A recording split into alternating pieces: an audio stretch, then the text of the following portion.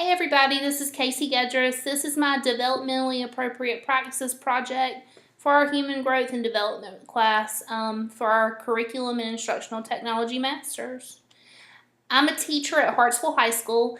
It's a secondary public school within Darlington County School District, and I've been there for about 8 years. I've taught different levels of English throughout my teaching career, but this year I'm teaching English 3 Honors, which primarily is based on American literature, and I also teach IB Literature HL, the first year section of it, and then I also teach SL students. So for me, this means that I teach 10th graders for English 3. I primarily have 11th graders for my HL IB, and then I have a handful of 12th graders for my SL students. So their ages range between 14 to 17 years old. The majority of my students are around 16 years old for the most part, and so they're kind of getting towards that late adolescent stage.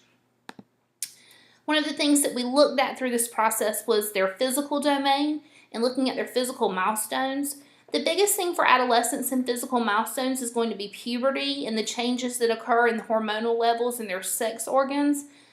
They have growth spurts, of course, and typically girls get these earlier than the boys. And then the girls typically mature more quickly than the boys physically with the hormonal changes in their sex organs. And usually their development occurs before age 11 or 12 with girls, but it just, I think, depends on the specific child. With fine motor skills, adolescents have an increased muscle strength and coordination, so they're growing out of that awkward gangly stage and they're becoming more graceful in their movements.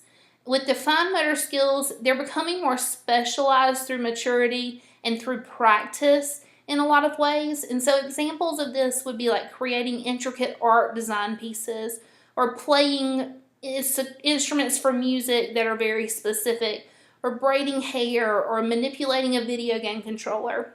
So anything that's small that they can do, primarily with their hands and with, the hand-eye coordination especially. Now, with their gross motor skills, they have a much greater muscle coordination and endurance. That means that they can practice for a lot longer and they can continue to do well.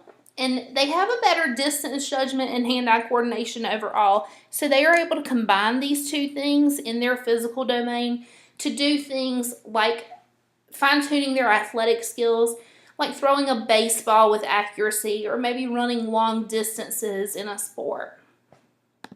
So some activities that I came up with, one of them is just kind of a general movement activity. They participate in a red dot activity with the crucible, in which we study the red scare, and they move around the classroom, and each child selects a slip of paper from the bowl, and they don't know who has the red dot on their paper. So they kind of have to go around and investigate and interrogate their peers to try and weed out who actually does. And sometimes they'll make false accusations, so we tie that back in with the crucible.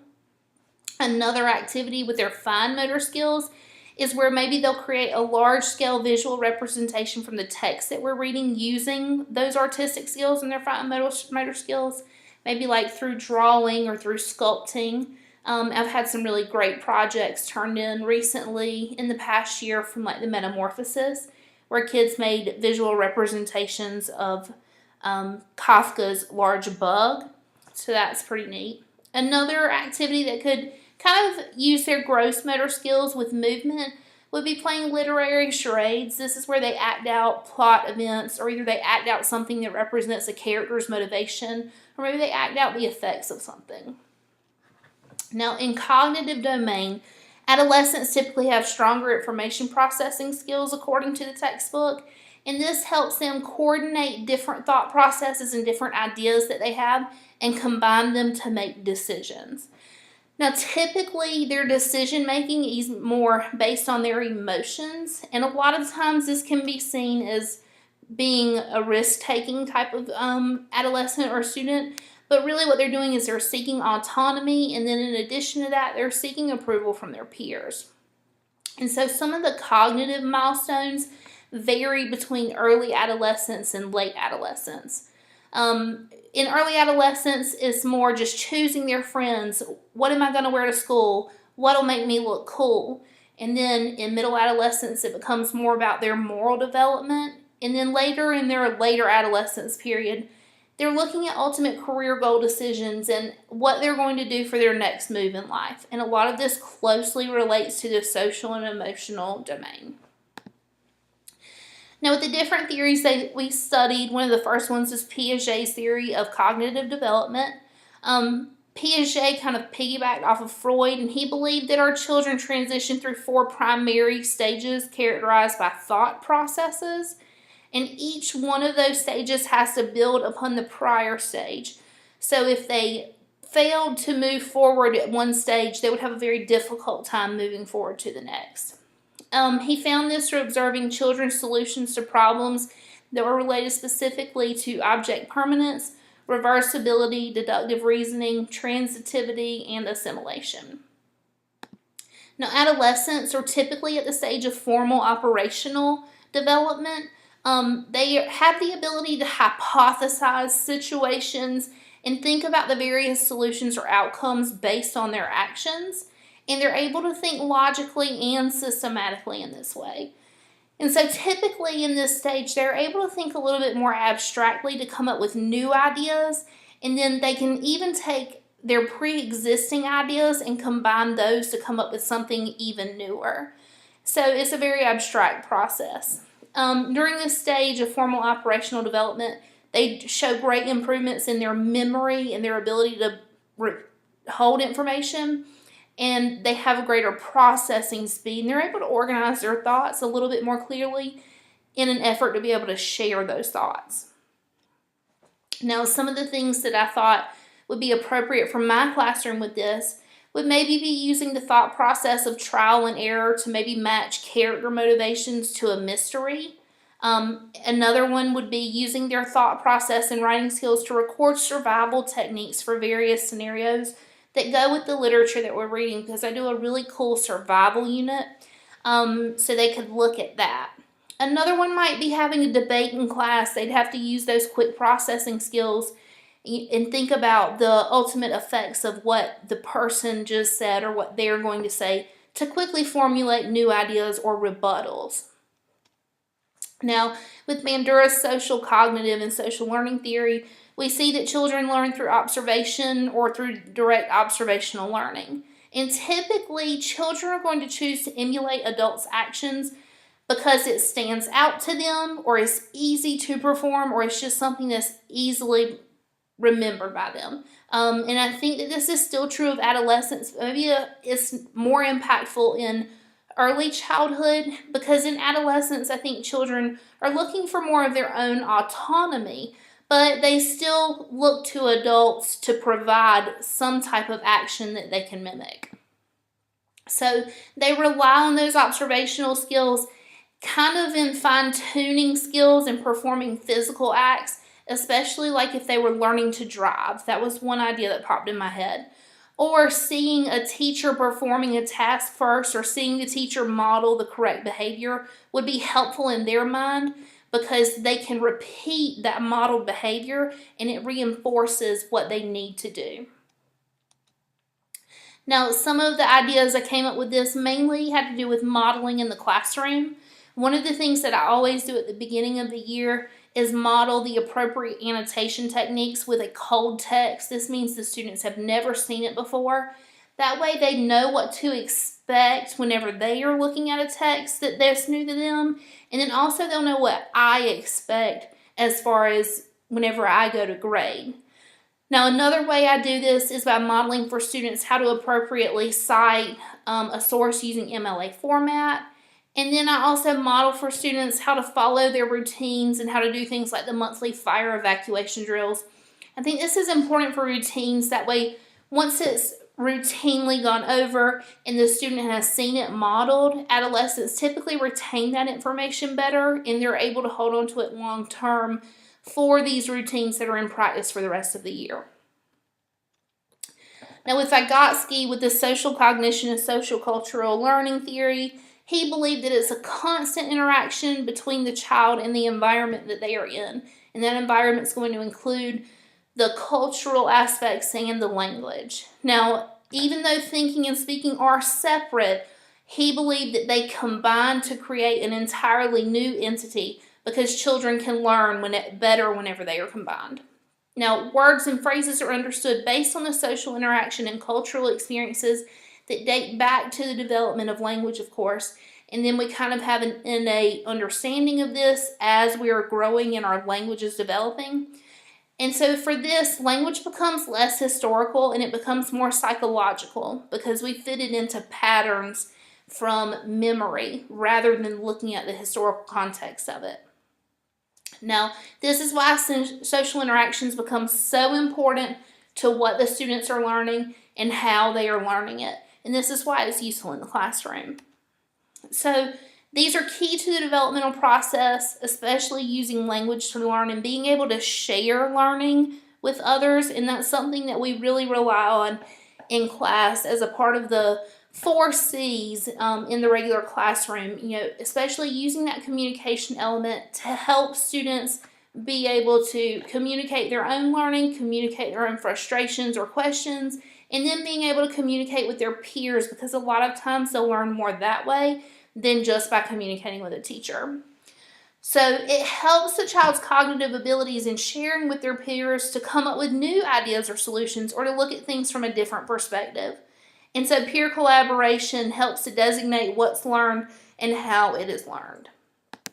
Now, some activities I came up with for this, we're having students working together using Think, Pair, Share.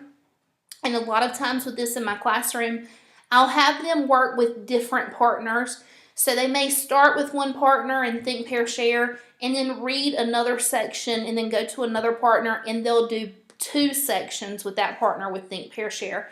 That way they're getting a wide variety of opinions and they're discussing their individualized ideas. And I think that sharing through this way will help them learn a little bit better, and then sometimes they can combine thoughts to create new ideas together. Another activity that I've done in the past is having students work in a larger group with separately assigned roles as a newspaper staff to create one large group-based newspaper, and this will reflect the text in an accurate manner, of course, and the events that we're reading about. But having them working independently but together on one large project really makes them think about and communicate, their expectations of the other group members and then how it's all going to formulate into one piece. Another thing that I really like to do with my IB students is participate in discussion posts on our learning management system through Schoology. They do a lot of reading outside of class, and so going through these discussion posts or sometimes posting their Cornell notes tracks their knowledge and their comprehension of the text, and it allows them to see the viewpoints of others in the classroom, and they're able to communicate freely on there with one another about those ideas, and so they can respond openly. Now, with the Vygotsky zone of proximal development, it's referring to the gap between what a child can do independently and then what they can ultimately reach their goal. And so this gap includes having some sort of help, typically from a teacher, to reach that unattainable. And so this can also be considered guided participation through mimicking an adult's behavior rather than just discussion-based guidance. And so helping to decrease this zone is referred to scaffolding in a lot of cases, in which the adult kind of slowly helps the child identify solutions through practice overall. So, of course, scaffolding can be delivered to adolescent students through hints or suggestions, but basically the goal is to help build up that child's processing, development, and their memory so that they can ultimately achieve that goal without the adult or behavior setter there in the middle. And so you want to help them reach that goal so that they can then set a new goal and move forward. And so identifying this in the classroom is really helpful because it's sensitive to the individual child's needs, and it tailors the lessons to fit those needs depending on their levels. I don't know about you guys, but in my classroom I have several different levels in one, and a lot of times I have a hard time reaching those because it's a larger class and I haven't had time to figure out exactly where everyone is in the current thing we're working on. So kind of sitting and working with the child helps me to establish that zone of proximal development and figure out what support they do need so that we can reach the level they are at. Because of course that level is just based on their individualization. It's not necessarily based on their age. Modeling for them helps lead them to the completion of their original goal, and it can set the goal further out to help them develop a more difficult skill set so that they can move forward in their own learning. Now, some of the activities I came up with this is helping students receive scaffolding on difficult SAT and ACT style vocabulary. I do this with my English 3 students. What we do is I'll sit down maybe with a child who's struggling, and from their word bank, I'll take out 2 options that are maybe confusing them, or maybe that just kind of decreases their word bank a little bit more to get them closer to the goal. I can also help students by filling in part of the rhyme scheme of a poem and helping them determine matching sounds through the end words. That way they can work towards identifying the rhyme scheme themselves and then ultimately figuring out what type of poem it is. And then another thing that I've used in my classroom in the past is newsela.com. This provides different articles about the exact same topic, just written at different Lexile levels. And I think this has been really helpful in the past in my freshman English 1 courses whenever I'm trying to reach a very broad audience. And that's just kind of a way of scaffolding using technology. Now with Skinner's operant conditioning, it either strengthens or weakens the existing behaviors with consequences. And of course, it's important to use either positive or negative reinforcement to help them learn those behaviors. And so you do this by little steps, and that's called shaping. And so you're leading them slowly through the process of meeting that final expected behavior. This just kind of shows, what those positive reinforcements and negative reinforcements might look like. So you're going to add something to the encouraged behavior, and then with the negative punishments and positive punishments, you just add something or remove something again. So by the time they reach adolescence, operant conditioning is less based on routine behavior at home, and I believe it's based more on societal constructs and what the kid is expected to do, maybe in school or maybe, moving forward in their life and making those decisions. And so I think the adolescent students benefit from this, and they are highly engaged in the classroom whenever they receive more positive reinforcements or punishments, because what they're really trying to do is search for their own autonomy. And a lot of times, I know in my class, if there's any type of negativity, a kid will just shut down. So this can be used in the high school setting, but maybe not as much as, in the elementary setting. A couple of things for this. One example where they get a negative punishment is students who don't wear their IDs, or they're not on time to class, or they have food and drink with them. They're actually given a sunset slip, and that's kind of like a detention. This slip is given to them and written out, and it tells them that they have 1 hour detention of school the following day for not following that rule. And so it kind of just encourages them and motivates them to not get detention, because nobody wants to spend an extra hour at school. And then the students who receive good grades for their quarterly report card are typically invited to some type of positive reward by our ABC club on campus. I know before in the past they've done an ice cream social, and then one afternoon they did like a movie for kids who had good grades on quarter 1. And then another example of something I can do directly in my classroom is whenever students turn in all of their homework on time for the entire quarter, I'll drop their lowest classwork grade for that quarter. And so I think that that's just kind of an extra motivational tool for students doing well in the classroom. So with the social emotional domain, students are mainly looking to answer, the primary question, who am I? What type of person am I? What type of person am I going to become? And so they have a lot of expression of egocentrism in the pursuit of their autonomy, and they are exploring and they are curious about new concepts that they're trying to adapt to their own personal identity and figuring out who they are and what they want to represent. Now, their moral development and thinking is, of course, influenced by cultural expectations in a lot of cases. So it's important for me to provide them different examples of this in the classroom through literature. That way they have an open mind about it. They do rely on their peer groups for approval and support in a lot of cases. And while they may find that support in their peers, that can be a slippery slope because peer pressure becomes a side effect of that. And it becomes a negative consequence of those relationships that they have.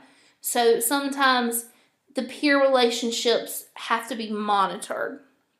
The development of romantic relationships depends upon factors like outside influences from culture or family or friendships as well.